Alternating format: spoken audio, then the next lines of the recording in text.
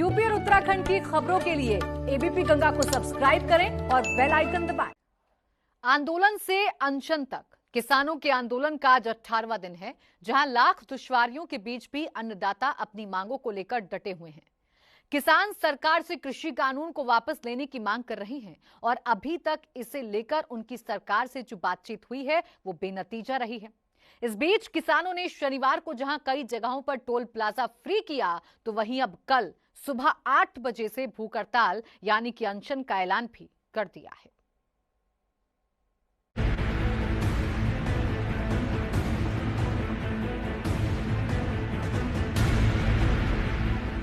लगातार कोहरा बढ़ रहा है और पारा नीचे आ रहा है।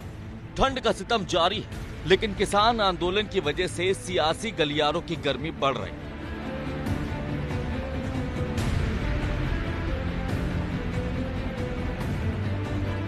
किसानों और सरकार के बीच हर बातचीत अब तक बेनतीजा रही है और एक एक दिन करके इस आंदोलन को 18 दिन हो गए।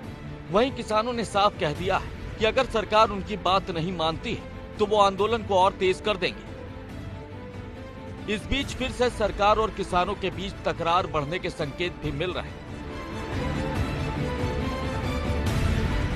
शनिवार को टोल प्लाजा फ्री करने और हाईवे पर जाम लगाने के बाद अब किसान सोमवार से अनशन करने का ऐलान कर चुके हैं। वहीं किसानों का आंदोलन सरकार के माथे की शिकन बढ़ाने लगा है और सरकार मामले का हल खोजने की कवायद में जुटी है। अब आपको पहले ये बताते हैं कि किसान आंदोलन में क्या कुछ चल रहा है।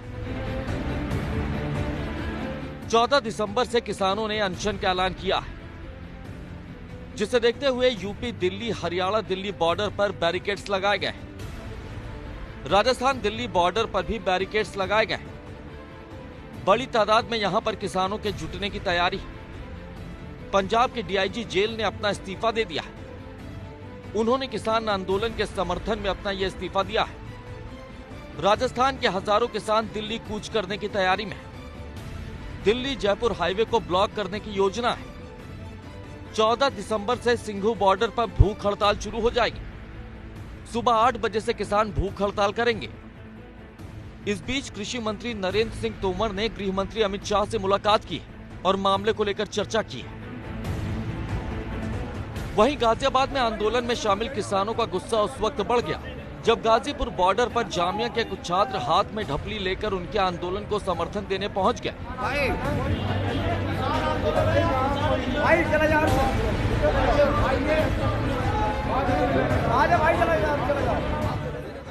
दरअसल टिकरी बॉर्डर पर राजद्रोह के आरोपी शर्जील इमाम और उमर खालिद जैसे आरोपियों के रिहाई के पोस्टर्स लहराने की बात सामने आई थी। ऐसे में किसान बेहद सतर्क हो गए। इसी वजह से इन लोगों ने आंदोलन में शामिल होने की कोशिश कर रहे जामिया के छात्रों को वापस भेज दिया। दरअसल किसान नहीं चाहते हैं कि उनके आंदोलन का इस्तेमाल कोई अपने निजी फायदे के लिए करे।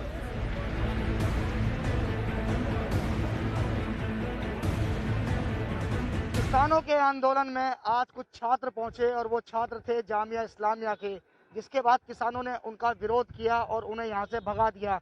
जिन लोगों ने यहाँ से भगाया, जिन किसानों ने भगाया, वो किसान हमारे साथ हैं। आइए इनसे बात करते हैं। ये बताइए कि आपका विरोध क्या था? देखिए, जो हमारे यहाँ पर धरने में कुछ छात्र जो थे जामिया इस्लामिया के शामिल होने के लिए आए थे, वो अपनी ढपड़ी और वगैरह और बैनर वगैरह ले रहे थे। 5 से 6 लोग वो थे।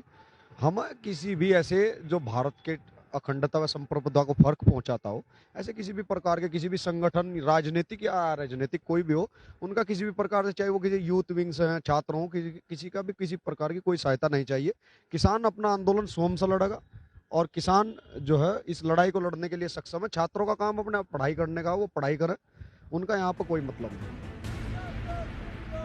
वहीं प्रदेश के किसानों के आंदोलन को राजनीतिक दलों का भी पूरा समर्थन मिल रहा है। अमेठी में समाजवादी पार्टी के युवा नेता ने कार्यकर्ताओं के साथ मिलकर किसान यात्रा निकाली और कृषि कानून का विरोध किया। ये लोग बैलगाड़ी से गांव-गांव गए और किसानों को कृषि कानून को लेकर जागरूक किया। इस दौरान इन लोगों ने सूबे की योगी और केंद्र की मोदी सरकार पर जमकर हमला भी बोला।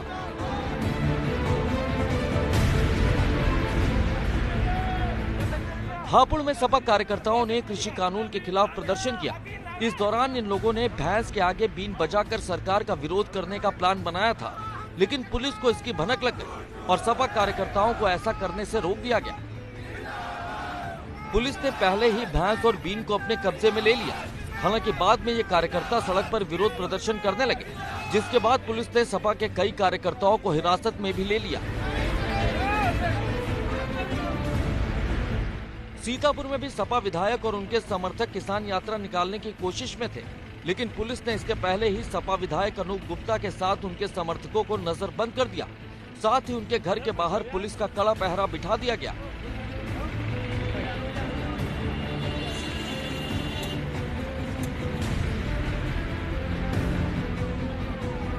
बीजेपी ने कृषि कानून पर आंदोलन कर रहे किसानों से बातचीत के लिए चौपाल कार्यक्रम की शुरुआत की है, जिसके तहत बीजेपी यूपी प्रभारी राधा मोहन सिंह कानपुर देहात पहुंचे, जहां पर अकबरपुर डिग्री कॉलेज में मौजूद किसानों के साथ उन्होंने बात की।